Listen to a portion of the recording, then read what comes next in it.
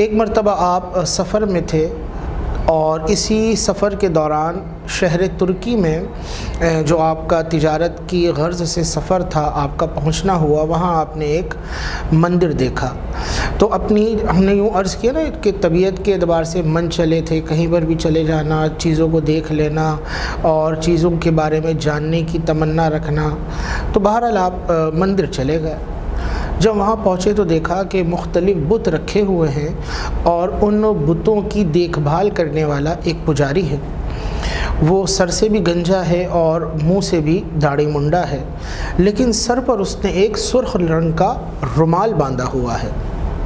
جب آپ نے اسے اس حالت میں دیکھا تو آپ کو اس کو دیکھ کر ہنسی بھی آئی، لیکن آپ کے دل میں یہ بات جاگی کہ آپ اس پجاری کو چوٹ کریں کہ تو اپنا یہ ایک مخصوص گیٹ اپ بنایا ہوا ہے اور ان بتوں کی خدمت پر صبح شام معمور ہے، اتنے بڑے مندر کی دیکھ بھال کرتا ہے تو آپ اس کو چوٹ کرنے کے ارادے سے اس کے پاس گئے اور کہا کہ یہ تم بتوں کی دیکھ بھال کرتے ہو، تم ہی یہاں کے رکھوالے؟ اس نے کہا ہاں بالکل۔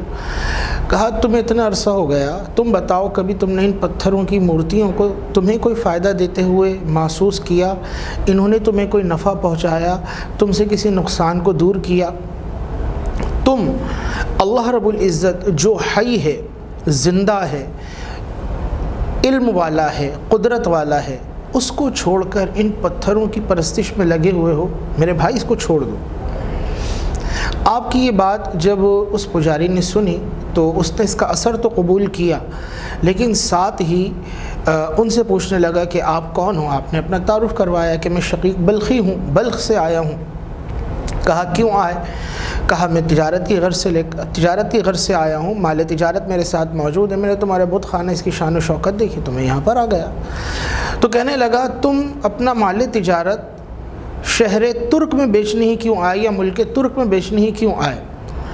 تم کہتے ہو کہ اللہ رب العزت اس پر ایمان لے آؤ، وہ حی ہے، قدرت والا ہے، علم والا ہے، وہ تمہیں تمہارا رزق تمہارے شہر میں بھی تو دینے پر قدرت رکھتا ہے، پھر تم یہاں کیوں آئے؟ یہ اس نے اپنے طنزیہ لہجے میں اپنی بھڑاس نکالی، لیکن وہ اس چیز سے جو آپ نے اس کو دعوت دی اس کی طرف نہ آیا۔ تو بہرحال حضرت شقیق بلخی اپنا کام کر چکے تھے، اسے دعوت توحید بھی دے دی آپ نے اور اپنی طبیعت کے مطابق تقاضے کے پر عمل بھی کر لیا۔